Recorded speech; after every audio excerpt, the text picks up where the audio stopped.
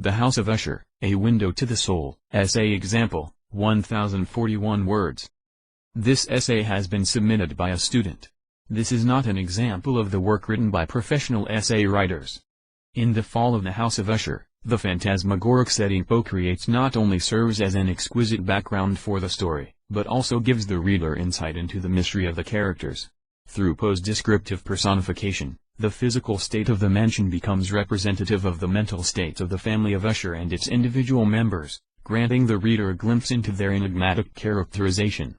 Throughout the story, the author gives many clues as to the meaning behind the elaborate, despondent setting, but the reader is assured of its connection with the characters by Roderick himself.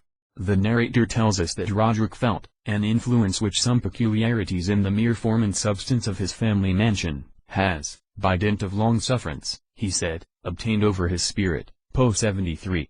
The words form and substance are used, implying that the mansion's physicality is not the only aspect which affects Roderick. On a superficial level, the general decrepit nature of the grounds causes a despondency to come over Roderick, as it similarly does, to a lesser degree, over the narrator himself.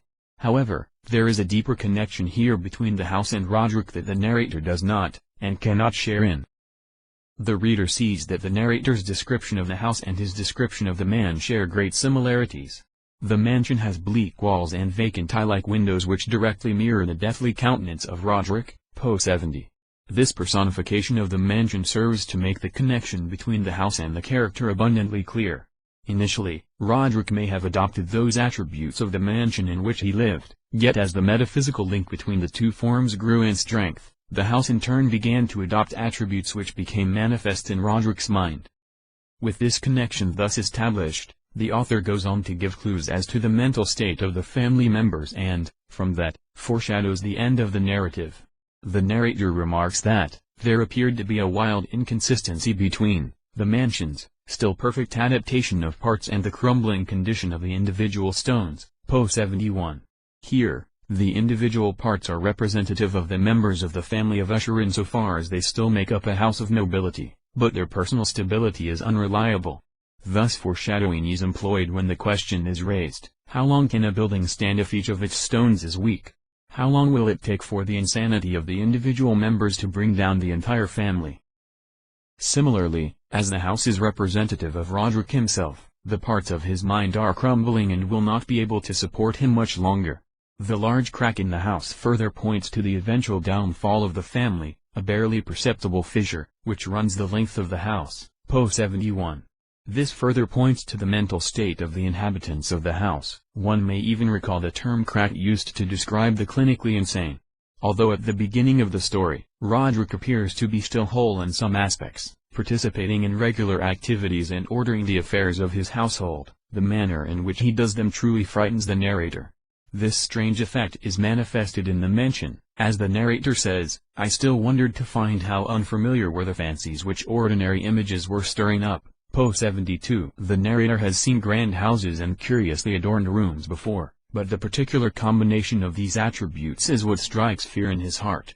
The reader can also see that the combination of the ordinary actions of Roderick hint to his fearfully unstable state of mind.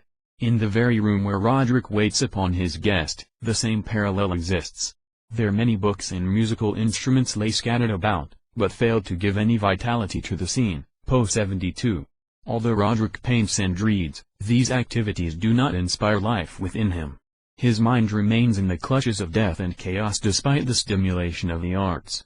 These faculties, while made useful in a physical sense by Roderick, are not utilized fully to incite his passions just as the books and instruments do not keep the somber pall from encompassing the room. His mind has sunk to a level of such peril that no dosage of art can repair it. At the conclusion of the story, Weather further solidifies the notion of mental instability, while the collapse of the house at the conclusion fulfills the foreshadowed fall of the family. As the deranged Roderick appears in the narrator's bedchamber, he throws open the window to the raging tempest without. The narrator remarks in terror that, a whirlwind had apparently collected its force in our vicinity, for there were frequent and violent alterations in the direction of the wind. Poe 79. As Roderick throws open the casement, he symbolically embraces his own insanity. The violent storm that threatens the very foundations of the house parallels the chaos and madness that has been haunting Roderick throughout the tale, the same madness which threatens to destroy him. As the Usher twins fall to the ground in death's embrace, both the victims of passionate fear, the mansion crumbles around them. The narrator, fleeing, says, "My brain reeled as I saw the mighty walls rushing asunder." Poe 82.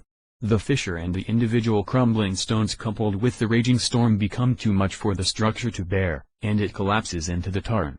With both Ushers lying dead, the family is no more, and the connection between them and their house becomes explicit as it too falls into oblivion. Without looking to the setting, the characterization of the Ushers is mysterious at best. Poe gives the reader a parallel that is crucial to understanding the motivations and mental state of his characters. The formal element of setting in this story serves much more than as a background or context for the plot. In many ways, the setting and the characterization aid each other, each making the other richer and more complex. Remember, this is just a sample from a fellow student.